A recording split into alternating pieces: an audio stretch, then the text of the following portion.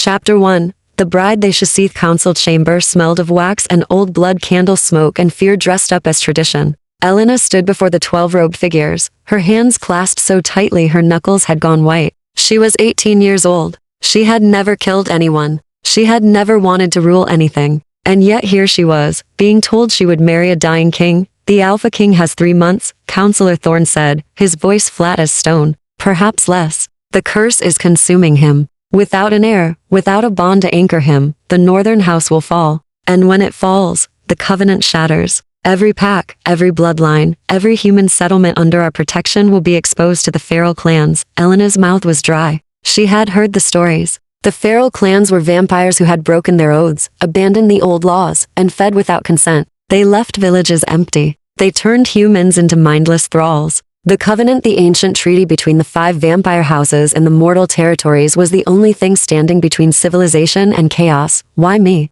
Her voice came out smaller than she intended. Counselor Thorne's eyes were cold. Because you are unclaimed. Because your bloodline is clean. Because the northern house has requested a human bride, and you are the only candidate who meets their requirements. Requirements? The word sat in her stomach like a stone. And if I refuse? The silence that followed was answer enough. Counselor Vera leaned forward, her face softer but no less final. Elena, your parents died protecting this pack. You have no siblings, no spouse, no children. You are alone. This is your chance to matter, to save thousands of lives. The Alpha King is not asking for love. He is asking for time, for an anchor. You will be his consort in name only. When he passes, you will be free. When he passes. They spoke of his death as if it were a scheduled appointment. Elena looked around the chamber. 12 faces. Not one of them would meet her eyes for long. She understood then. This was not a request. It was a sentence. How long do I have to decide? The carriage leaves at dawn, Thorne said. You'll be escorted to the northern estate by nightfall tomorrow.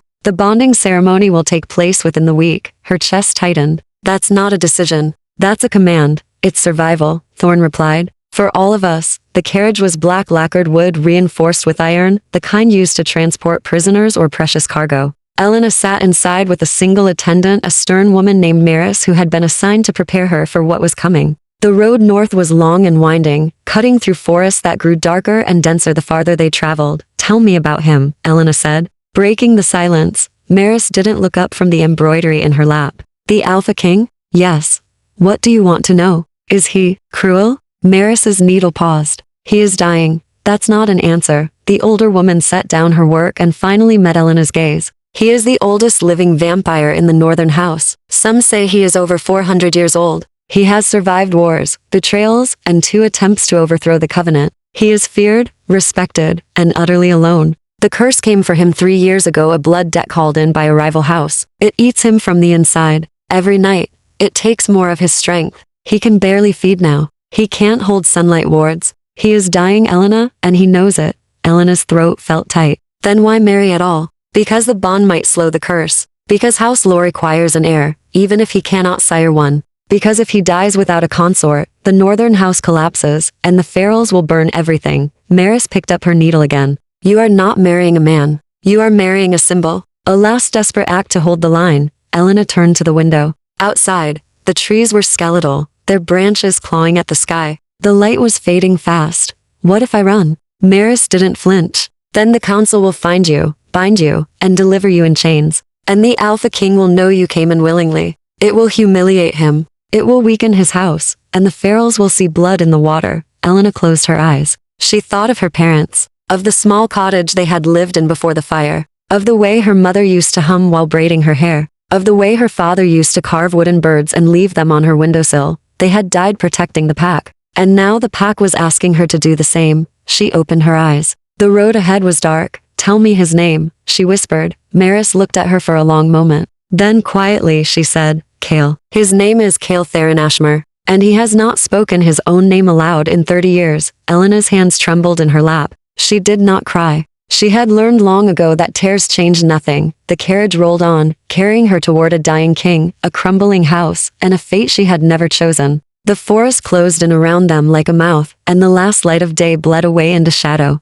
Chapter 2. The northern estate gates opened like a wound in the dark. Elena had expected something grand, towering spires, Gothic arches, the kind of estate that announced its power from miles away. Instead, the northern house was carved into the mountainside itself, half hidden beneath ancient stone and crawling ivy. The structure seemed less built than excavated, as if someone had hollowed out the earth and claimed the hollow for their own. The carriage stopped in a courtyard lit by iron braziers. The flames cast long, jittering shadows across the cobblestones. Elena's legs were stiff as she stepped down, Maris close behind her. The air here was different, colder, heavier, laced with something she couldn't name. Old magic, perhaps, or old grief. A figure waited at the entrance. He was tall, draped in dark robes that might have been ceremonial or simply practical against the cold. His face was sharp and pale, his eyes the color of tarnished silver. He looked at Elena the way one might appraise a horse at market, dispassionate, efficient, faintly disappointed. "I am Lucian," he said. His voice was smooth, controlled.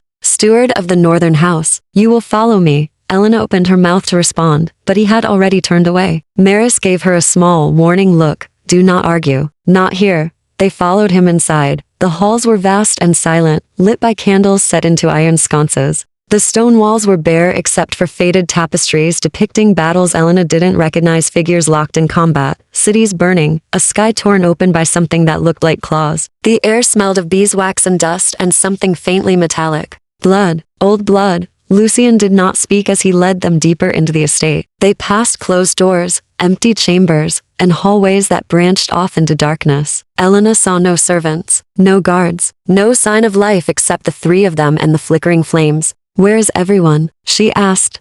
Lucian didn't look back. "The northern house has diminished. Most of the bloodline has withdrawn to the outer territories. Those who remain serve the Alpha King directly. You will meet them in time. And the king? You will meet him tonight." Elena's pulse quickened. "Tonight?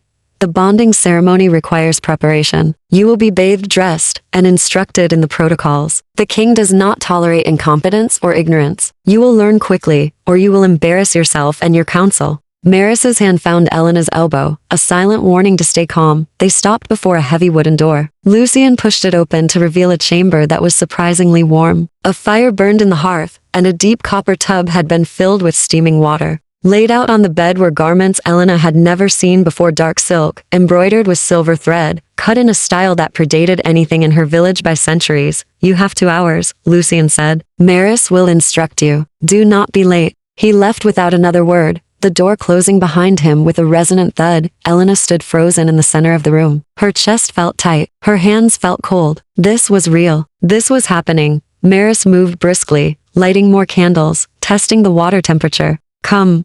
We don't have much time. I don't know if I can do this." Maris turned to her, and for the first time, her expression softened. "You can. You will. Because the alternative is worse." She gestured to the tub. "Now undress. I'll explain the ceremony while you bathe." Elena obeyed mechanically, peeling away her travel-worn clothes and sinking into the water. It was almost too hot, but the heat helped loosen the knot in her chest. Maris knelt beside the tub, a bar of soap in hand. "The bonding ceremony is not a marriage in the human sense. It is a blood oath. You will offer your wrist. He will take a single drop, no more. That drop will bind you to him, anchoring his life force to yours. It will slow the curse, but it will not stop it. Do you understand?" Elena nodded, her throat too tight to speak. "You must consent aloud. The bond cannot be forced. If you refuse at the altar, the ceremony fails, and the council's agreement is void. But if you consent, the bond is permanent. It cannot be broken except by death, his death or mine, either." Elena closed her eyes. The water rippled around her. "What else? He will not hurt you. The old laws forbid it. A bonded consort is sacred. To harm you would be to violate the covenant itself." But Maris hesitated. "But he is not kind. He is not warm. He has lived too long and lost too much. Do not expect comfort from him. Do not expect gratitude. He is doing this because his house demands it. You are doing this because your pact demands it. That is the only truth that matters." Elena opened her eyes and looked at Maris. "Did you know him? Before the curse?" Maris's face went carefully blank. "Once, a long time ago." She stood abruptly, reaching for a towel. "That man is gone. The one you will meet tonight is all that remains." 2 hours later, Elena stood before a mirror she barely recognized herself in. The gown was midnight silk, fitted at the bodice and flowing to the floor. Her dark hair had been pinned back with silver clasps, and her skin looked ghostly in the candlelight. She looked like a bride. She looked like a sacrifice. Lucian returned precisely on time. It is time. Elena followed him through the winding halls, Maris a silent presence at her back. They descended a staircase carved into the mountain itself, spiraling down into the heart of the estate. The air grew colder. The candles burned blue.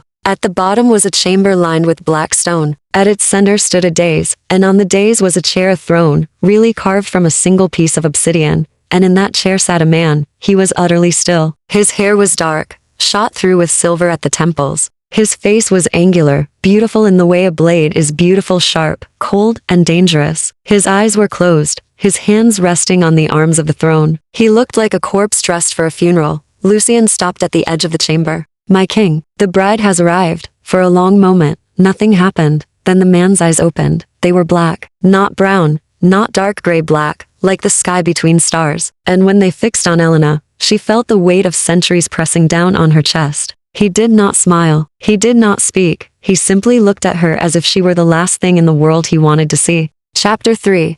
The blood oath. Theron Ashmore did not rise from his throne. Elena stood at the edge of the chamber, her heart hammering so hard she was certain everyone could hear it. The silence stretched like a wire pulled taut, ready to snap. She had expected coldness, Maris had warned her, but this was something else. This was the kind of stillness that came before violence, before storms, before the world changed irrevocably. "Come closer," he said. His voice was low, rough, as if speaking caused him pain. It probably did. The curse, Maris had said, was eating him from the inside. Elena's feet moved before her mind could catch up. 1 step.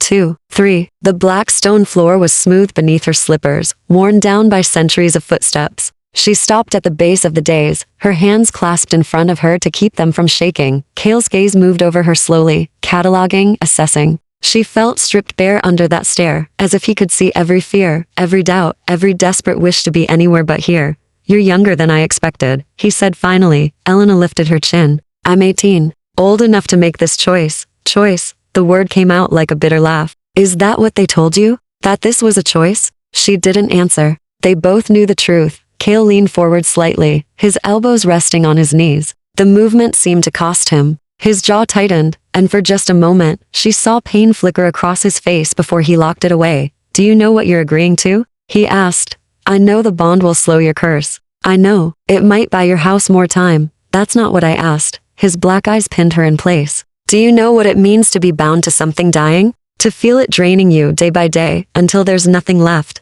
Elena's breath caught. "Maris said the bond wouldn't harm me. Maris is optimistic." He sat back, his expression unreadable. "The bond will tie your life to mine. If I die, you will feel it. You will carry that weight for the rest of your mortal years. And if the curse takes me slowly," he paused, his voice dropping, "you will feel every moment of it." The chamber felt colder. Elena wrapped her arms around herself, the silk gown offering no warmth. "Then why ask for a bride at all?" she said quietly. "If it will only hurt me, why go through with this?" Cale's laugh was sharp and humorless. "Because I have no choice either. House law is absolute. Without a consort, without an heir, the northern house falls. And when we fall, the covenant crumbles. Your people, your pack, your precious counsel, they all burn." He tilted his head, studying her. "So here we are, 2 prisoners pretending we have agency." Elena swallowed hard. She wanted to argue, to push back, but she couldn't. He was right. "I didn't ask for this," she said, her voice barely above a whisper. "Neither did I." The silence returned, heavier than before. Somewhere in the depths of the estate, water dripped, a slow and lonely sound. Cale closed his eyes, and for a moment he looked so tired, so unbearably ancient, that Elena felt something twist in her chest. Not pity, he would hate that, but something closer to recognition. They were both trapped. Lucian's voice cut through the quiet. "My king, the hour grows late. The ritual must be completed before dawn." Cale's eyes opened. He stood slowly, each movement deliberate, controlled. He was tall, taller than she'd expected, and even weakened by the curse, he moved with a predator's grace. He descended the day's steps and stopped in front of her. Up close, she could see the toll the curse had taken. His skin was too pale, almost translucent. Dark veins traced the edges of his jaw and neck, spreading like cracks in porcelain. His hands, when he extended one toward her, trembled slightly before he clenched them into fists. "Give me your hand," he said. Elena hesitated. This was it. The moment everything changed, she placed her hand in his. His skin was cold, not unpleasantly so, but distinctly inhuman. His fingers closed around hers, firm but not crushing. He turned her wrist upward, exposing the pale skin and the delicate tracery of veins beneath. The bond requires consent, he said, his thumb resting against her pulse. I will ask you 3 times. You must answer true each time, or the ritual fails. Do you understand? She nodded. Speak. Yes, I understand. Kale's jaw tightened. He looked at her wrist, not her face. Elena of the Southern Pack, do you offer your blood freely, without coercion, to anchor the Northern House? Her mouth was dry. She thought of the council, of Maris, of the villages that would burn if she said no. I do. Do you accept the bond, knowing it cannot be undone, knowing it will tie your life to mine until death? Her pulse thundered beneath his thumb. I do. Do you consent to stand as consort to the Northern House, to carry its name and its weight, for as long as I live? She met his eyes. Those black, bottomless eyes that held centuries of grief and rage and loneliness. I do. Something shifted in the air. A pressure building like the moment before lightning struck. Kale's expression didn't change, but his grip on her wrist tightened. Then I accept your offer, Elena of the Southern Pack, and I bind myself to you in turn. He lowered his head. Elena's heart stopped. His lips brushed the inside of her wrist. And then she felt it, a sharp sting, quick and precise. Not his teeth. A ritual blade, small and silver, pressed against her skin just enough to draw a single drop of blood. The moment it welled up, Kale's tongue touched it. The world cracked. Elena gasped. Heat flooded through her, searing and sudden, followed by a cold so deep it felt like drowning. She felt him, his exhaustion, his pain, the curse gnawing at the edges of his soul like a starving animal. She felt the weight of 4 centuries pressing down. The loss, the wars, the endless, grinding solitude, and beneath it all, buried so deep she almost missed it, fear. He was terrified. The connection snapped into place like a lock turning. The heat faded. The cold receded. Elena was left standing, gasping, her hand still in his. Kale released her and stepped back. His face was carefully blank, but his hands were shaking now, no longer hidden. It's done, he said hoarsely. Lucian stepped forward, offering a cloth. Kale took it and pressed it to his mouth. Turning away, Elena stood frozen, her wrist burning where he'd tasted her blood. She could still feel him, a distant hum at the back of her mind, like a second heartbeat layered over her own. She was bound to a dying king, and somehow, impossibly, she could feel him dying. Chapter 4. The Watcher in the dark. Elena woke to darkness and the sound of her own breathing. For a moment, she couldn't remember where she was. Then it all came rushing back, the ceremony, the blood, the way Kale's pain had flooded through her like ice water. She sat up, her heart racing, and pressed a hand to her chest. The bond hummed beneath her ribs, a constant presence now, like a second pulse that wasn't quite in rhythm with her own. She could feel him. Not his thoughts, not his location, but his state, exhaustion, pain, and something else. Hunger, maybe. Or something darker. The room was the same one she'd bathed in, but now it felt like a cage. The fire had burned down to embers, casting barely enough light to see by. Elena threw back the covers and crossed to the window. Heavy curtains blocked out whatever lay beyond. She pulled them aside. The view stole her breath. The northern estate clung to the mountainside like a fortress, and below stretched a valley wrapped in mist. In the distance, she could see lights, a village, perhaps, or an outpost. But between here and there was nothing but forest and shadow. No roads, no paths, just wilderness. She was alone here, truly alone. A soft knock at the door made her jump. Enter, she said, her voice steadier than she felt. Maris stepped inside, carrying a tray. You should eat. The bond will drain you if you're not careful. Elena returned to the bed and accepted the tray. Bread, cheese, dried fruit, and something that smelled like herbal tea. Her stomach growled despite her anxiety. How long was I asleep? 14 hours. It's evening now. The king has been occupied. Elena paused, a piece of bread halfway to her mouth. Occupied? Maris's expression was carefully neutral. The bond takes a toll on both parties. He's been in his chambers since the ritual. Lucian has been attending him. Is he? Elena stopped, unsure how to ask. Is he dying faster now? The bond is holding, Maris said quietly. But it's not a cure. You bought him time. How much? No one knows. Elena set down the bread, her appetite gone. Through the bond, she could feel that exhaustion again, that bone-deep weariness that went beyond physical fatigue. She wondered if he could feel her too. If he knew she was awake, wondering about him. What am I supposed to do now? She asked. Learn, adapt, survive. Maris moved to the wardrobe and began pulling out clothes simpler than the ceremonial gown, but still finer than anything Elena had owned. The northern house has rules. You'll need to know them if you're to live here safely. Safely? Elena's laugh was brittle. I'm bound to a dying vampire in a crumbling estate. What part of this is safe? Maris turned, her eyes sharp. The part where you don't give the other houses reason to strike. The northern house has enemies, Elena. Rival bloodlines who would love nothing more than to see Kale fall and claim this territory for themselves. The bond makes you a target now. Your leverage. Your weakness they can exploit. The weight of it settled over Elena like a shroud. No one told me that. Would it have changed your answer? Elena looked away. No, it wouldn't have. Maris's expression softened. Dress. I'll show you the estate. You need to know where you can go and where you cannot. There are places here even I don't enter. The northern estate was a labyrinth. Maris led Elena through hallways that twisted and branched, past rooms that had been sealed for decades. Their doors marked with symbols Elena didn't recognize. Some corridors were lit by candles. Others were pitch black, navigable only by touch and memory. The oldest parts of the estate date back over 600 years, Maris explained as they walked. Kale's grandfather carved the original chambers from the mountain itself. Each generation added more, but after the last war, most of the house withdrew. What you see now is a fraction of what once was. They passed a great hall, its long table covered in dust. Empty chairs lined both sides, as if waiting for guests who would never return. How many vampires live here now? Elena asked. 6, including Kale and Lucian. The others keep to themselves. You'll meet them eventually,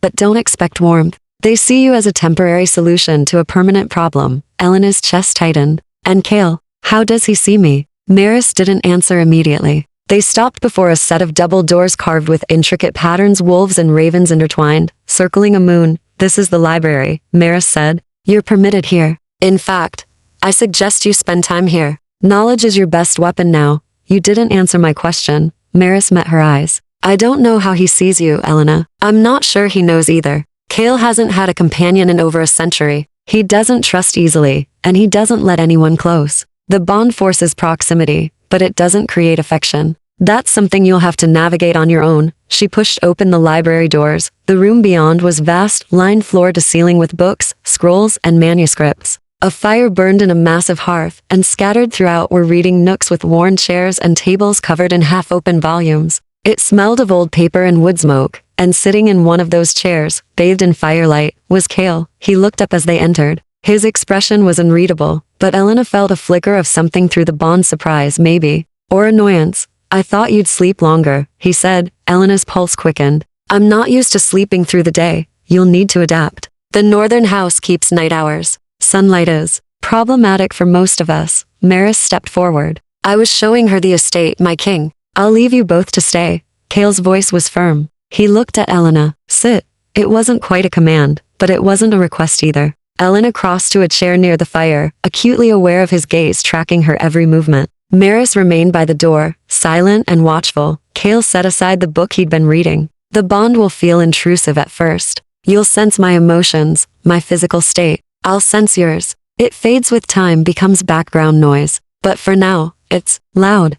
Elena nodded. I can feel you. Your exhaustion. Your pain. His jaw tightened. And I can feel your fear. The words hung between them like an accusation. I'm not afraid of you, Elena said quietly. You should be. He leaned back, his black eyes reflecting the firelight. I'm not a good man, Elena. I've lived too long and done too much. The curse is eating me alive, and the bond ties you to that decay. You should be terrified. But I'm not. She met his gaze steadily. I'm angry. I'm trapped. But I'm not afraid of you. For the first time, something shifted in his expression. Not a smile, he seemed incapable of that, but a flicker of something that might have been respect. Good, he said softly. Fear makes people careless. Anger makes them sharp. You'll need to be sharp here. Through the bond, Elena felt it again, that deep, buried fear she'd sensed during the ritual. He was afraid of something. Afraid for her, maybe. Or afraid of what binding her to him might cost. Before she could speak, a sound echoed through the estate, a low, resonant bell. Tolling 3 times, Kale's entire body went rigid. Lucian appeared in the doorway, his face grim. My king, the eastern house has sent an emissary. They're at the gates. Kale rose swiftly, all traces of exhaustion hidden behind cold control. How many? 3. They carry the white banner. A trap, Kale said flatly. Most likely. Elena stood, her heart pounding. What does that mean? Kale looked at her, and for the first time since they'd met, she saw something almost like regret in his eyes. It means, he said quietly, that our enemies know you're here. And they've come to test how far I'll go to protect you. Chapter 5. The eastern house Gale moved through the estate like a shadow given form, his earlier exhaustion, buried beneath layers of cold command. Elena struggled to keep pace with his long strides, Maris close behind her. They descended deeper into the mountain, past the ceremonial chamber where they'd performed the bonding, into corridors Elena hadn't yet seen. Stay behind me, Kale said, without looking back. Do not speak unless I give you permission. Do not make eye contact with any of them. And whatever you do, do not show fear.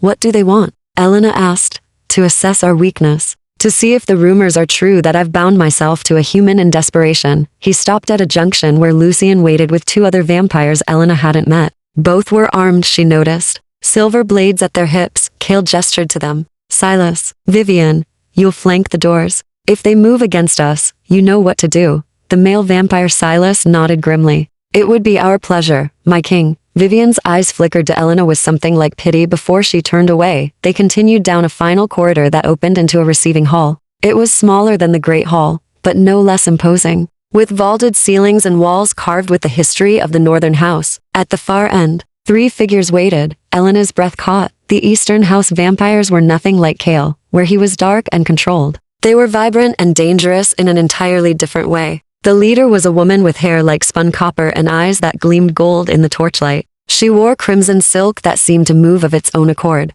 And when she smiled, Elena saw fangs long, sharp, and deliberate. Flanking her were two males, both beautiful in that unnatural way vampires had. Like statues carved by someone who understood anatomy but had forgotten warmth. Kale Theron, the woman purred. How gracious of you to receive us at such a late hour. Or is it early? I always lose track of time in these caves you call home. Kale stopped 10 paces from them, and Elena felt the temperature in the room drop. Serafini, I don't recall extending an invitation. Oh, but you did. Serafini's smile widened. The moment you bonded yourself to a mortal, the entire covenant felt it. The reverberations were exquisite. Her golden eyes slid to Elena. So this is the little anchor. How delightfully fragile she looks. Elena forced herself to stand still, to meet that predatory gaze without flinching. Through the bond, she felt Kale's fury cold, controlled, lethal. State your purpose, Serafini. My patience has limits, always so serious. Serafini circled closer, her movements liquid and unhurried. I came to offer congratulations, of course, and to deliver a message from the Eastern House. We wanted to ensure you understood the implications of your choice. I understand perfectly. Do you? Serafini stopped directly in front of Kale, close enough that Elena could see the way candlelight played across her two perfect features. You've tied yourself to mortality, Kale, to weakness, to death. The Northern House was already failing, and now you've given us a target. One fragile human target. Kale's voice was silk over steel. Touch her, and I will burn the Eastern House to its foundations. Such passion. Serafini laughed, a sound like breaking glass. I haven't seen you riled in decades. It's almost nostalgic. She glanced past him to Elena. Tell me, little mortal, do you feel the curse yet? Does it whisper to you through the bond? Does it show you how he's rotting from the inside out? Elena's hands clenched into fists. She wanted to stay silent, to follow Kale's instructions, but something in Serafini's tone, that casual cruelty, ignited something hot and reckless inside her. I feel him dying, Elena said quietly, and I feel him fighting it, which is more than I can say for cowards who hide behind envoys and veiled threats. The room went deadly silent. Serafini's smile vanished, her golden eyes fixed on Elena with an intensity that made every instinct scream to run. Did the little mortal just call me a coward? Kale moved faster than Elena could track, putting himself between them. Enough. Oh, I'm just getting started. Serafini's voice had gone cold. Your human has a mouth on her. Perhaps she needs to learn respect. Perhaps she needs to understand what happens to mortals who speak out of turn to their betters. She's under my protection. The Covenant law is clear. The Covenant is fracturing. Kale, surely you've noticed. The feral clans grow bolder by the day. The Western House has withdrawn into isolation. The Southern House is barely holding its territory. And you, she gestured around the empty hall. You're a dying king in a dying house, clinging to power through blood magic and desperation. If you've come to gloat, you've wasted your time. I've come to offer you a choice. Serafini's expression shifted, became almost reasonable. Dissolve the bond. Release the girl. Let the Northern House fall gracefully, and we'll absorb your territory peacefully. Your remaining people will be protected. The transition will be painless. You can die with dignity instead of dragging this out, through the bond. Elena felt Kale's rage spike so sharply it made her gasp. I would rather watch the world burn than surrender to the Eastern House, he said quietly. Serafini sighed. That's what I expected you'd say. Such stubborn pride. It's going to get people killed, Kale, starting with her. She nodded toward Elena. The feral clans are coming. They smell weakness. They'll tear through your borders within the month, and when they do, your precious little mortal won't stand a chance. Then I'll kill every feral that crosses into my territory. With what army? You have 6 vampires left. 6. Against hundreds. Serafini turned to leave, her escorts falling into step beside her. At the doorway, she paused. I'll give you 1 week to reconsider. After that, the Eastern House withdraws its protection. Whatever comes for you next, ferals, rival houses, or the curse itself, you'll face it alone. She swept from the hall, and the oppressive weight of her presence lifted like a storm passing. Cale stood motionless for a long moment. Then, slowly, his shoulders sagged. He pressed a hand to his chest, and Elena saw the dark veins spreading further along his neck, pulsing with each breath. My king. Lucien started forward. I'm fine. Cale's voice was rough. He turned to Elena, and his black eyes were unreadable. You shouldn't have spoken. She was threatening us both. She was testing you. And you showed her exactly what she wanted to see, that you have fire, that you'll defend me, that you're not just some frightened girl I dragged here to delay the inevitable. He moved closer, and Elena caught the faint scent of something like burnt sugar. The curse, she realized. It had a smell. Do you understand what you've done? You made yourself a player in this game. And now they'll come for you directly. Elena's throat was tight, but she forced herself to hold his gaze. Good, let them come. I'm tired of being a pawn. Something flickered across Cale's face, surprise maybe. Or something dangerously close to admiration. You're either very brave, he said softly,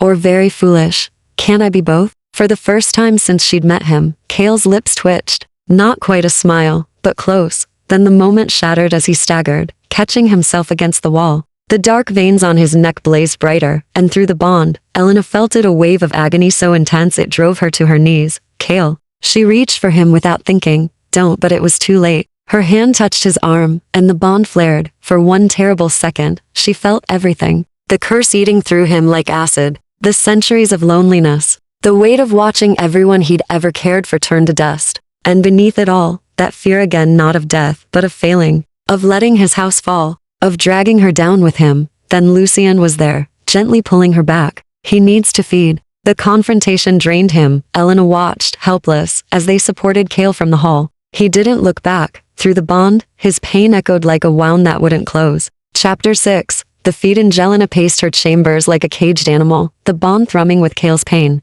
It had been hours since the confrontation with Serafini, and the agony hadn't lessened. If anything, it was getting worse. Sharp spikes that made her gasp and press her hands to her chest. As if she could somehow reach through the bond and ease his suffering. She couldn't. Maris had tried to get her to eat, to rest, but Elena couldn't sit still. Every time she closed her eyes, she felt him, that terrible, gnawing emptiness that the curse left behind. Finally, she couldn't take it anymore. Where is he? She demanded when Maris returned with another untouched tray. Elena, where is he? Maris set down the tray with deliberate care. In his private chambers. Lucien is with him. Take me there. That's not permitted. The king's chambers are forbidden to. I'm his consort. Elena's voice was steady despite the trembling in her hands. The bond is tearing me apart. If he's suffering, I need to know why. I need to. She stopped, unsure what she could actually do. Please. Maris studied her for a long moment. Then quietly, if he sends you away, you go. Immediately. Understood? Elena nodded. They moved through the darkened corridors, descending to a wing of the estate Elena hadn't yet seen. The air here was different, thicker, weighted with old magic and older grief. They stopped before a door carved from black wood, its surface etched with protective wards that seemed to pulse with their own dim light. Maris knocked. My king. The Lady Elena requests entry. Silence. Then Lucien's voice strained. This isn't a good time. I don't care. Elena pushed past Maris and opened the door before anyone could stop her. The room beyond was sparse: a bed, a desk, shelves lined with books and strange artifacts. And in the center of it all, Cale stood shirtless, his back to her. While Lucien attempted to wrap bandages around his torso, Elena's breath caught. The dark veins she'd seen on his neck covered his entire back, spreading like cracks in glass. They pulsed with a sickly light, and where they converged near his spine, the skin looked almost translucent. She could see the curse working, eating through him, leaving behind something that looked like rot. I told you to stay away. Cale's voice was raw. He didn't turn around. You're dying. Elena stepped into the room, ignoring Lucien's warning. Look, I can feel it. Through the bond. You're dying faster now. The confrontation accelerated it. It will pass. Will it? She moved closer, drawn by something she didn't understand. Instinct, maybe, or the bond pulling her toward him. You haven't fed. Lucien said. You need to feed. I can't. The words came out bitter. The curse has progressed too far. Blood doesn't sustain me anymore. It just burns.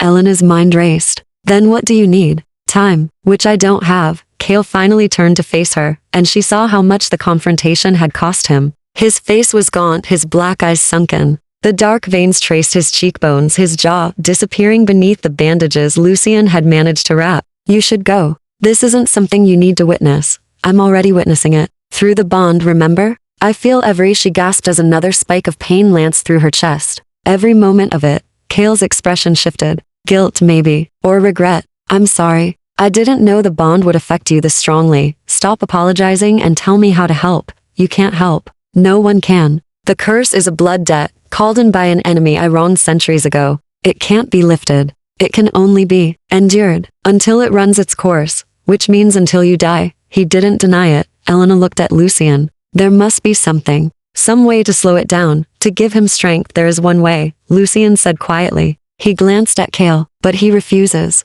What way? Cale's jaw tightened. It's not an option. Tell me anyway. Lucian met her eyes. The bond works both ways, my lady. You can sustain him. Not with your blood that would kill you, but with your life force. Small amounts willingly given. It won't cure him, but it would ease the pain. Give him strength to fight. Elena's heart hammered. Then why? Because it will drain you, Cale said harshly. It will take years off your life. You're mortal, Elena. You don't have centuries to spare. Every time I draw from you, you age. You weaken. You die a little faster. I won't do that to you. That's not your choice to make. Yes, it is. I'm still the king here. I still have some authority over my own deterioration, and I'm your consort. Doesn't that give me any authority? They stared at each other, the air between them crackling with tension. Through the bond, Elena felt his resistance warring with his desperation. He wanted to refuse. He wanted to protect her, but the pain was becoming unbearable, and they both knew it. How does it work? Elena asked, turning to Lucian. My lady, how does it work? Lucian sighed. Physical contact. Skin to skin. He would need to draw the life force directly through the bond. It's intimate, not painful for you, but draining. You would need to rest afterward, recover. And it would help him? Yes. Elena looked back at Cale. His hands were clenched into fists at his sides, his entire body rigid with the effort of holding himself together. Do it, she said quietly. No, Cale, I said no, his voice cracked. I won't take from you. I won't shorten your life to prolong my own suffering. Find another way.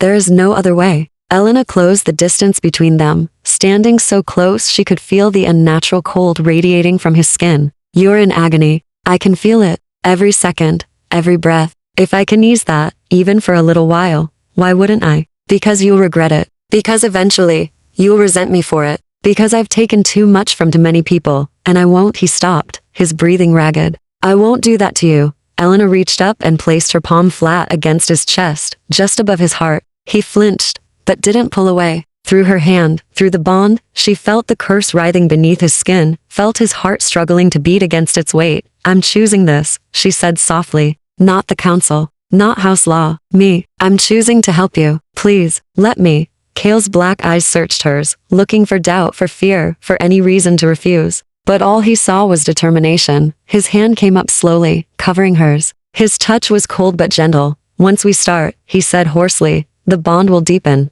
You'll feel more of me, more of the curse, more of everything. Are you certain? Elena nodded. I'm certain. Cale closed his eyes. She felt his resistance crumble, felt the moment he gave in. His other hand came to rest against her face, tilting her head up. His thumb brushed her cheekbone and then the bond opened. Elena gasped as warmth flowed out of her, through her palm, into him. It wasn't painful, exactly more like standing in sunlight and feeling it pulled away, leaving her in shadow. She felt him drawing on her life force, careful, controlled, taking only what he needed, and in return, she felt him. Not just his pain, but his memories. Flashes of battles fought and lost. A woman with dark hair, laughing in a garden. Fire consuming a city. Blood on his hands. Centuries of loneliness compressed into heartbeats. Then slowly, the pain in the bond began to ease. Cale's breathing steadied. The dark veins on his face faded slightly, retreating. He opened his eyes, and for the first time since she'd met him, there was color in his cheeks. Enough, he whispered, starting to pull away, but Elena held on.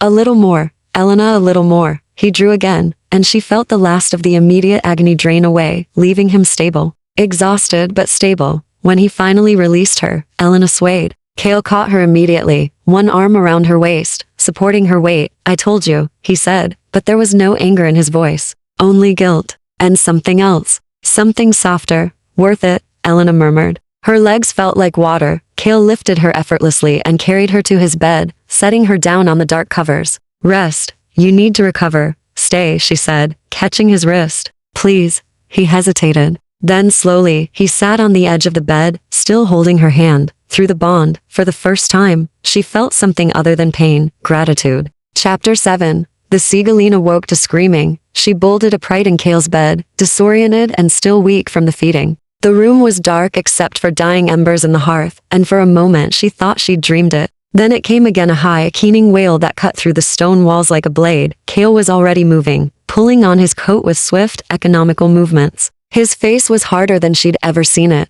all traces of the vulnerability from hours ago locked away. "What's happening?" Elena's voice was hoarse. "They're here." He crossed to a cabinet and pulled out weapons, a sword, silver daggers, things that looked ancient and deadly. "The Ferals. Serafini must have told them where to find us." Elena's blood went cold. "How many?" "Enough." He turned to her, and his black eyes were fierce. "Lucien will take you to the safe room. You'll stay there until." "No, Elena, I'm not hiding while you fight." She swung her legs off the bed, ignoring the dizziness. "I can help. You can barely stand. Then give me something to lean on." She met his gaze steadily. "I didn't bind myself to you just to watch you die protecting me. We're in this together now. Whether you like it or not." Something shifted in his expression, frustration warring with what might have been admiration. Before he could argue further, the door burst open. Lucien stood there, blood streaking his face, his sword drawn. "The outer walls are breached. Silas is down. Vivian is holding the eastern corridor, but she won't last long. They're coming for the heart of the estate." Cale's jaw tightened. He tossed Elena one of the silver daggers. "Stay close. Do exactly as I say. If I tell you to run, you run. Understood?" Elena caught the dagger, its weight unfamiliar in her hand. Understood. They ran. The estate had transformed into a war zone. The elegant corridors Elena had walked just hours ago were now streaked with blood and burn marks. Bodies lay crumpled against walls. Ferals, she realized. The vampires who had broken their oaths and become monsters. They were barely recognizable as having once been human, their faces twisted, their eyes wild and red. Cale moved through them like death itself, his sword singing through the air. He was faster than Elena could track, stronger than seemed possible for someone who'd been dying just hours ago. The life force she'd given him had bought him this enough strength to fight, enough time to defend his home. But there were so many. The main hall. Lucien shouted over the chaos. "They're trying to reach the king." Cale swore viciously and changed direction, Elena struggling to keep pace. They burst into the receiving hall where they'd face Serafini, and Elena's stomach dropped. At least 20 ferals filled the space, and leading them was a vampire unlike any she'd seen. He was massive, his body corded with unnatural muscle, his face a nightmare of scars and exposed bone. When he saw Cale, he smiled, revealing teeth filed to points. "Cale Theron Ashmer," the feral leader rasped. "The great dying king. Serafini sends her regards. Corvin." Cale's voice was ice. "I should have killed you when I had the chance, but you didn't. You showed mercy. And now mercy will cost you everything." Corvin's red eyes slid to Elena. "Starting with your pretty little mortal." He moved. Elena didn't see him cross the distance. One moment he was across the hall. The next he was lunging for her, claws extended. She raised the dagger instinctively, knowing it wouldn't be enough, but Cale was faster. He intercepted Corvin mid-leap, their bodies colliding with a force that cracked the stone floor. They went down in a tangle of limbs and fury, and then the rest of the ferals surged forward. Lucien met them head-on, his blade finding throats and hearts with brutal efficiency. But they were outnumbered, and Elena could see it. They were being overwhelmed. She looked around desperately. The hall, the carved walls, the history of the northern house etched in stone. And there above the fireplace a chain. Elena ran for it, dodging a feral that lunged for her. She grabbed the chain and pulled. For a heartbeat, nothing happened. Then the walls moved, hidden mechanisms grown to life, ancient defenses built into the estate itself. Iron gates crashed down over the entrances, trapping the ferals inside. Spikes erupted from the floor in geometric patterns, impaling 3 ferals before they could leap clear. And from the ceiling, silver powder began to rain down, holy ash, maybe, or something else sacred. The ferals shrieked as it touched them, their skin blistering and smoking. Corvin roared, throwing Cale off him. "What have you done?" Elena stood by the fireplace, her hands still on the chain, her heart hammering. "I'm saving my home." Corvin's eyes fixed on her with such hatred that she knew if he survived this, he would hunt her to the ends of the earth. Kale rose slowly, blood streaming from a gash across his shoulder. But his eyes were fierce. You wanted the northern house? Come and take it. The battle that followed was brutal and brief. The ash weakened the ferals, made them slow. Kale, Lucian, and the other northern house vampires who'd rushed to the hall cut through them with savage efficiency. Corvin fought like a cornered beast. But even he couldn't stand against Kale. When rage gave the dying king strength, Kale's sword took Corvin's head in one clean strike. The body hit the ground, and the remaining ferals broke. They scrambled for exits, for escape, but the gates were down. One by one, they fell. When the last feral stopped moving, silence crashed over the hall like a wave. Kale stood in the center of the carnage, his chest heaving, his sword dripping. The dark veins had spread again, creeping up his neck, across his face. The fight had cost him, would cost him more. Elena ran to him. Kale, I'm fine. But he swayed, and she caught him before he could fall. Through the bond, she felt it. The life force she'd given him was almost gone, burned through in minutes of combat. The curse was gnawing at him again, harder now, as if furious he'd resisted it. You need to feed again, she said urgently. There's no time. More will come. Serafini will have sent word to. He stopped, his eyes widening. Elena felt it too. A presence at the edge of the estate. No, multiple presences. Vampires, powerful ones. Lucian appeared at the entrance, his face grim. My king, the southern house has arrived, and the western, and he paused. Serafini is with them. Kale's laugh was bitter. Of course she is. She orchestrated this. The ferals were just the opening move. Now the other houses come to watch us fall, or to claim the territory, Lucian said quietly. Elena looked between them, her mind racing. The siege wasn't over. It was just beginning. Then we don't give them the satisfaction, she said. We go out there. We face them. And we show them the northern house isn't dead yet. Kale looked at her, and despite the pain, despite the exhaustion, something like pride flickered across his face. You realize they could kill us both. Take the territory by force. They could try. Elena gripped her dagger tighter. But we don't make it easy. Through the bond, she felt his decision form. His acceptance. His grim determination. Lucian, Kale said. Gather.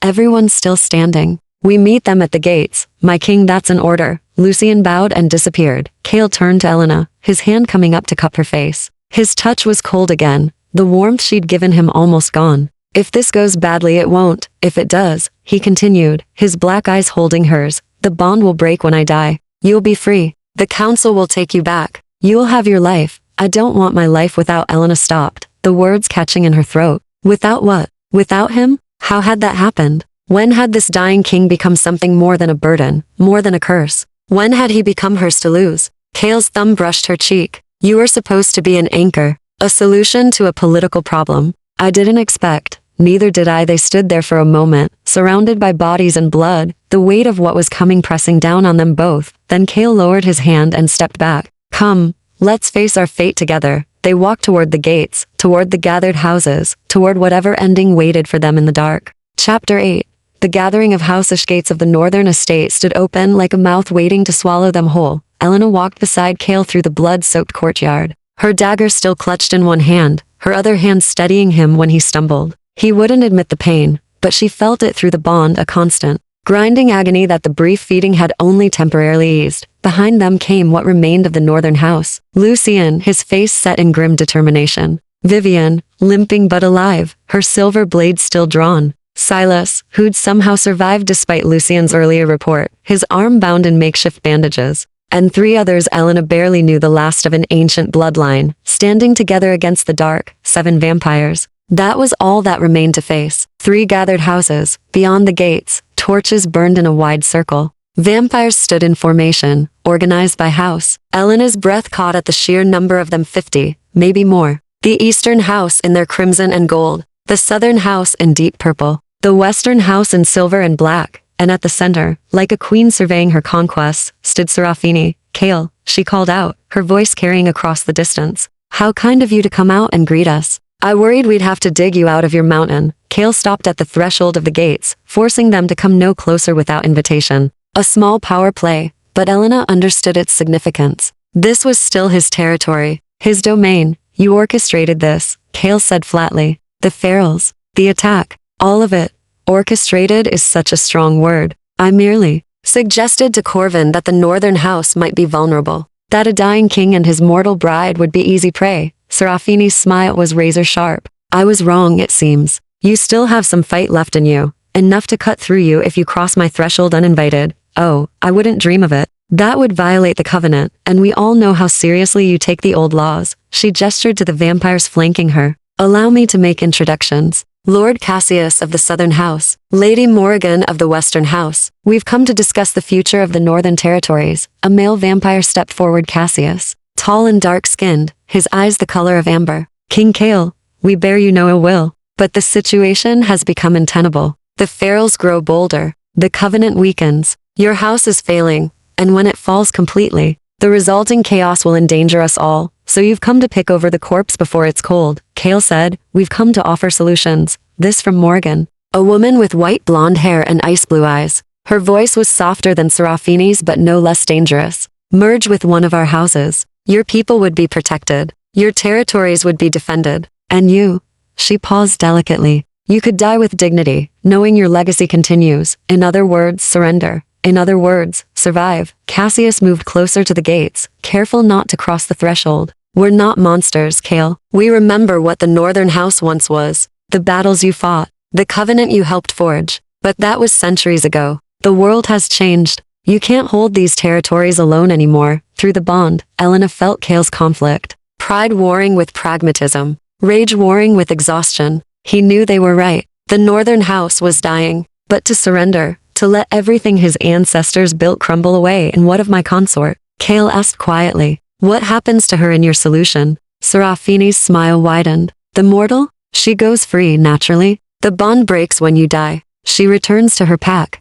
Everyone wins, everyone except Kale, Elena said, her voice cutting through the night. All eyes turned to her. She felt the weight of their attention, ancient, predatory, assessing. Every instinct screamed at her to shrink back, to hide behind Kale. But she'd faced Corvin. She'd activated the estate's defenses. She'd given her life force to keep Kale standing. She wasn't hiding anymore. You speak of dignity and legacy, Elena continued, moving to stand fully beside Kale. But what you're offering is extinction dressed up as mercy. You want him to surrender everything he's fought for, everything his house represents, so you can divide up the territory like spoils of war. The mortal has opinions, Serafini drawled. How charming. The mortal has a name. It's Elena. And I have more than opinions. I have a question. She looked at each of the house leaders in turn. If the Northern House falls, what happens to the villages under its protection? The human settlements? The packs that rely on the covenant? Cassius's expression flickered. They would be absorbed into our territories, protected under our laws. Would they? Or would they become leverage? Resources to be exploited? Elena's voice was steady despite her racing heart. Because that's what I see here. 3 houses waiting for the 4th to die so they can claim its power. You're not offering mercy. You're offering to finish what the ferals started. Morgan's ice blue eyes narrowed. Bold words from someone who's been here less than a week. I've been here long enough to see that the Northern House is worth fighting for. Long enough to know that Kale would rather die standing than live on his knees. Elena looked at Kale, at the dark veins crawling across his face, at the exhaustion he couldn't quite hide. Long enough to understand what real strength looks like. For a moment, no one spoke. The only sound was the crackling of torches and the distant howl of wind through the mountains. Then Kale's hand found hers. His fingers were cold, trembling slightly, but his grip was firm. The Northern House will not surrender, he said clearly. Will not merge. Will not bow. If you want these territories, you'll have to take them by force. And that means violating the covenant. Are you prepared for that consequence? The 3 house leaders exchanged glances. It was Serafini who spoke first, her amusement fading into something sharper. The covenant is already broken, Kale. You're just too proud to see it. Within a month, the ferals will overrun your borders. Within 2, they'll reach the human settlements. And when that happens, when the screaming starts and the blood flows, remember that we offered you a choice. I'll take my chances. Serafini's expression hardened. Then you're a fool. And your mortal bride is an even greater one for binding herself to your sinking ship. She turned to the assembled vampires. Let it be known that the Eastern House withdraws its protection from the Northern Territories. What comes next is on your head. Kale Theron Ashmore. Cassius shook his head slowly. The Southern House follows suit. I'm sorry, old friend, but we cannot afford to go down with you. Morgan was silent for a long moment. Then quietly, the Western House will maintain neutrality. We will neither aid nor hinder the Northern House. That is all I can offer. It was something. Not much, but something. Kale inclined his head. I thank you for that much, Lady Morgan. The three houses began to withdraw, their vampires melting back into the darkness. But Serafini lingered, her golden eyes fixed on Elena. You think you're protecting him, she said softly. But all you're doing is prolonging his suffering. When the end comes, and it will come, you'll have to watch him die, slowly, painfully, and you'll know you could have prevented it by simply letting go. Elena met her gaze without flinching. Maybe, but at least he won't die alone. Something flickered across Serafini's face, surprise, perhaps, or grudging respect. Then she turned and vanished into the night, taking the eastern house with her. When the last vampire had disappeared, Cale's legs buckled. Elena caught him, Lucian rushing forward to help support his weight. The cost of standing there, of defying three houses while the curse ate through him, had been immense. Get him inside, Lucian ordered. He needs me, Elena said firmly. She looked at Cale's face, at the pain etched in every line. I know what to do. They carried him back through the gates, back into the mountain, back to his chambers. The northern house had survived the night, but dawn was coming. And with it, new threats. Through the bond, Elena felt Cale's consciousness fading, felt the curse pulling him under. She wouldn't let go. Not now, not ever. Chapter 9. The in-between days that followed blurred together in a rhythm of survival and quiet intimacy. Elena spent her mornings learning, poring over ancient texts in the library, studying the history of the houses, understanding the intricacies of vampire law that Cale had lived by for centuries. Lucian tutored her in defensive tactics, teaching her where to strike to slow a vampire, how to use silver effectively, how to recognize the signs of feral corruption. You won't win in a fair fight, Lucian said bluntly during one training session. But you don't need to win. You need to survive long enough for help to arrive. And if help doesn't come? His expression was grim. Then you run. And you don't look back. But it was the nights that changed everything, each evening. As the sun set and Cale woke from the death-like sleep that claimed him during daylight hours, Elena would come to his chambers. They'd started with feeding her life force, sustaining him, keeping the curse at bay for a few precious hours. But gradually, it became more than that. They talked. Cale told her about the early days of the Covenant, when the vampire houses had been at war with each other and humanity had been caught in the crossfire. He spoke of the treaty they'd forged, the sacrifices made, the fragile peace they'd built over centuries. We weren't always monsters, he said one night, his voice quiet in the candlelit dark. We were just trying to survive. Like everyone else, Elena learned that he'd been turned at 28 during a plague that had ravaged his village. That the vampire who'd served him, a woman named Azara, had seen potential in him and offered him a choice, death by disease, or immortality through blood. I chose blood, Cale said, staring at the ceiling. And I've regretted it every day since. Do you really mean that? He turned his head to look at her. They were lying on opposite ends of his bed, careful not to touch unless feeding. The bond made proximity intoxicating, dangerous. 400 years is a long time to watch everyone you love turn to dust. After a while, you stop forming attachments. It hurts less that way. Is that why you're alone here? Why? You sent everyone away. I didn't send them away. They left. When the curse began, when it became clear I was dying, they sought other alliances, other protections. I don't blame them. Loyalty to a dying king is a poor survival strategy. Elena sat up, drawing her knees to her chest. Lucian stayed. Vivian, Silas, the others, fools, Cale said, but there was affection in his voice. Loyal fools who will probably die because of their devotion. Or maybe they stay because you're worth fighting for. He looked at her, then, really looked at her, and something shifted in his expression. You shouldn't say things like that. Why not? Because it makes me hope. And hope is dangerous for someone like me. Elena reached out slowly, giving him time to pull away. When he didn't, she took his hand. His skin was cold as always, but his fingers curled around hers with surprising gentleness. Tell me about the woman, she said softly. The one I saw in your memories. During the feeding, Cale's jaw tightened. Izara, your sire? My wife. Or what passed for one in those days. His thumb traced absent patterns on her palm. She was brilliant, fierce. She fought beside me in the wars, helped establish the northern house's territory. We had nearly 2 centuries together. What happened to her? The same thing that happens to everyone eventually. She was killed during a feral uprising. I was off negotiating with the eastern house when they attacked. By the time I returned, he stopped, his voice going rough. There wasn't enough left to bury. Elena's throat tightened. I'm sorry. It was a long time ago. But you don't forget. You just learn to carry it.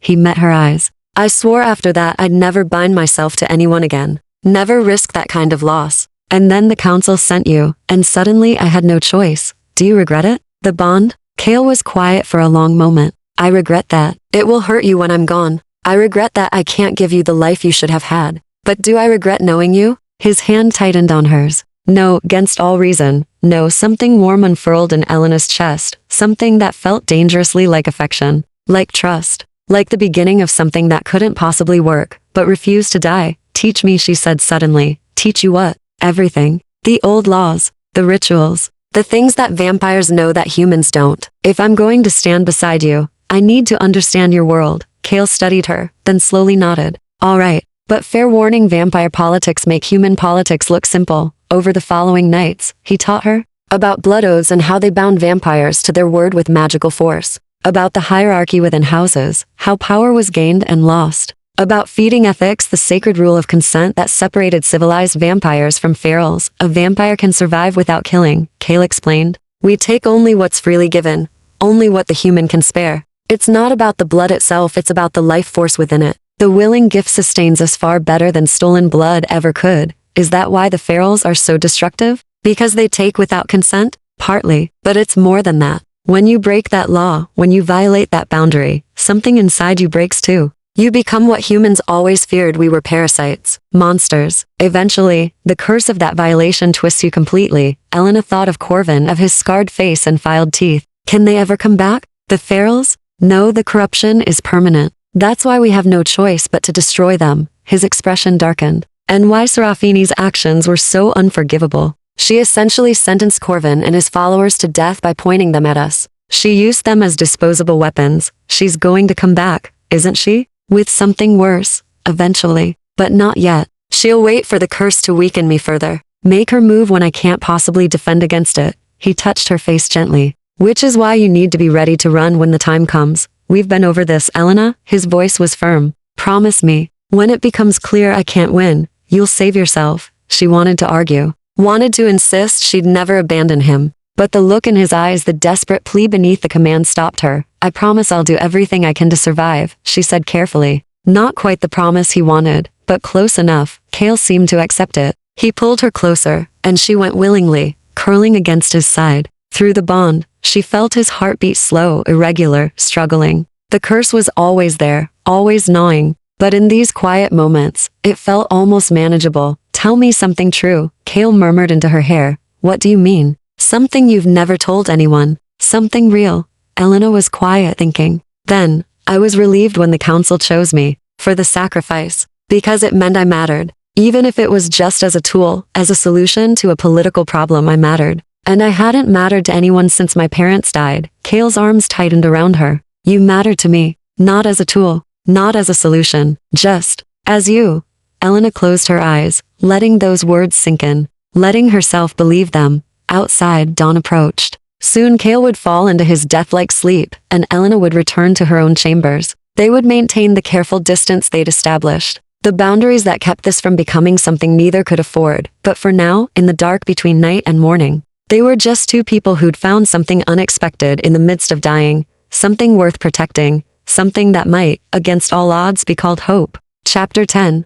The Shoisith attack came on the 13th night. Elena woke to the bond screaming. Not pain this time, warning. Pure animal terror flooding through from Kale's side of the connection. She was running before her mind fully caught up, throwing on clothes, grabbing the silver dagger she now kept beside her bed. The corridors were chaos. Vivian sprinted past, her face grim. The catacombs. They came through the catacombs. Elena's heart dropped. The catacombs were ancient tunnels beneath the estate, sealed generations ago. If someone had found a way and she ran faster. Kale's chambers were empty, the bed cold. She followed the bond like a compass, descending through passages she'd never seen, deeper into the mountain's heart. The air grew colder, damper. She could hear fighting below, steel on steel, screams, the wet sounds of tearing flesh. The catacomb entrance yawned before her, a mouth carved in black stone. Elena plunged in without hesitation. The tunnel opened into a vast underground chamber lit by phosphorescent fungi growing on the walls. And in the center, surrounded by at least 30 vampires in Eastern house colors,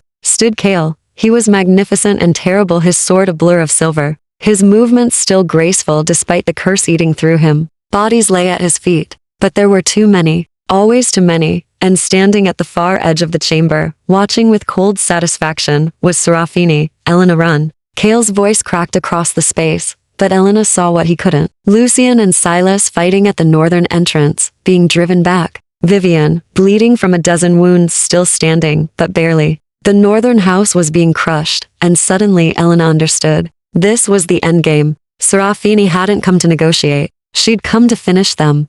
Elena's mind raced. The estate's defenses. The chain in the Great Hall. Were there others? There had to be. Ancient houses didn't survive centuries without the bloodstone. The memory surfaced from one of Kale's teachings. Every house had won a stone key to the founder's bloodline, capable of activating protections throughout the territory. The northern house's bloodstone was in the catacombs, hidden where there, set into the wall behind Serafini, barely visible among the fungi. A dark crystal pulsing with faint red light, if Elena could reach it, if she could activate it. But she wasn't of Kale's bloodline. She had no vampire blood. Unless the bond, she was tied to Kale now, bound by blood oath and life force. She carried part of him inside her. It might be enough. It had to be enough. Elena moved before she could second-guess herself, darting along the chamber's edge. An Eastern House vampire spotted her, lunged. She dropped and rolled, the dagger flashing up to catch him across the throat. Not enough to kill, but enough to slow him, the mortal. Serafini's voice rang out, "Stop her." But Elena was already running, vampires converging on her from all sides. She felt Kale's horror through the bond, felt him trying to reach her, cutting through enemies to get to her side. She wouldn't make it. The vampires were too fast, too close. Lucian appeared from nowhere, his blade singing. "Go!" Elena ran. 5 steps. 3, 1. She pressed her palm against the bloodstone. Nothing happened. Her heart stopped. It hadn't worked. She wasn't enough. The bond wasn't. Then the stone pulsed. Heat flooded up her arm, burning through the bond, connecting her to Kale, to the stone, to 400 years of Northern House magic buried in the mountain itself. She gasped as power surged through her, ancient and terrible, and hers to command, protect. She whispered, "Defend, drive them out." The mountain answered. The catacomb floor erupted. Stone spikes burst upward, forcing the Eastern House vampires back. The walls began to close, ancient mechanisms grinding to life. And from every shadow, every crack, every corner, silver dust. The same ash that had fallen in the Great Hall, now pouring forth in choking clouds. The Eastern House vampires screamed,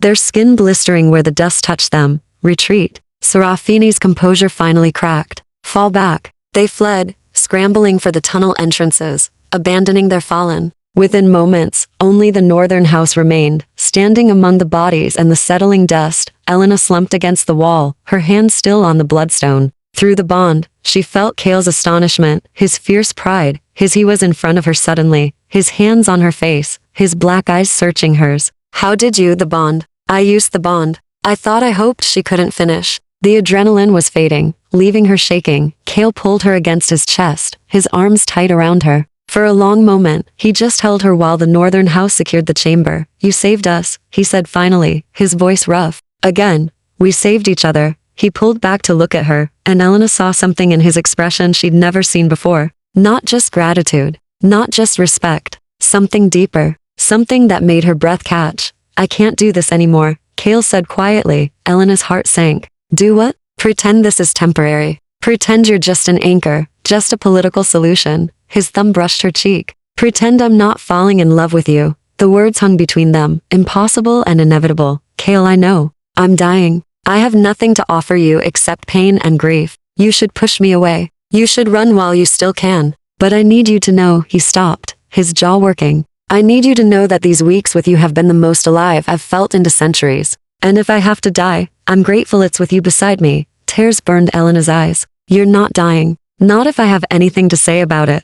The curse is slowing. Can't you feel it? Through the bond?" She pressed her hand over his heart. "Every time I feed you, every time we touch, it retreats a little. Maybe it can't be cured, but maybe it can be managed. Maybe we can buy you years instead of months. Elena, I'm not giving up on you. On us."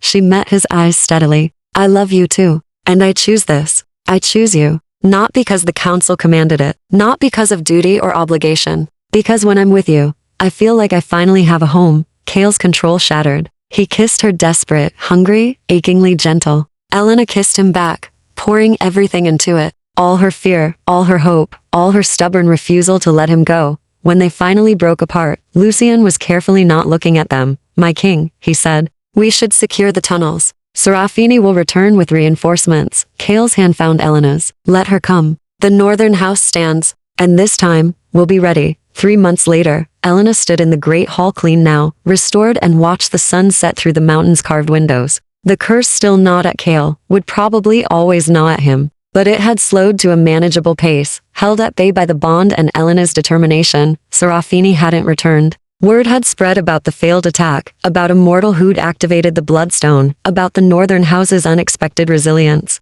The other houses had grown cautious. The covenant still teetered on the edge of collapse. The pharaohs still threatened the borders. Nothing was solved. Nothing was easy. But Cale was alive. And Elena had found something she'd thought lost forever: purpose, partnership, love. She felt him before she saw him, the bond humming with his presence. Cale appeared in the doorway, no longer gaunt. The dark veins faded to faint tracings on his skin. Ready? He asked. Elena smiled. Tonight they would ride out to inspect the borders, to meet with the villages under their protection. Tomorrow they would continue rebuilding, continue fighting, continue defying the odds. Ready, she said. Taking his offered hand, they walked out together into the gathering dark, two souls bound by blood and choice. Facing an uncertain future with stubborn hope, the northern house lived on, and so did they.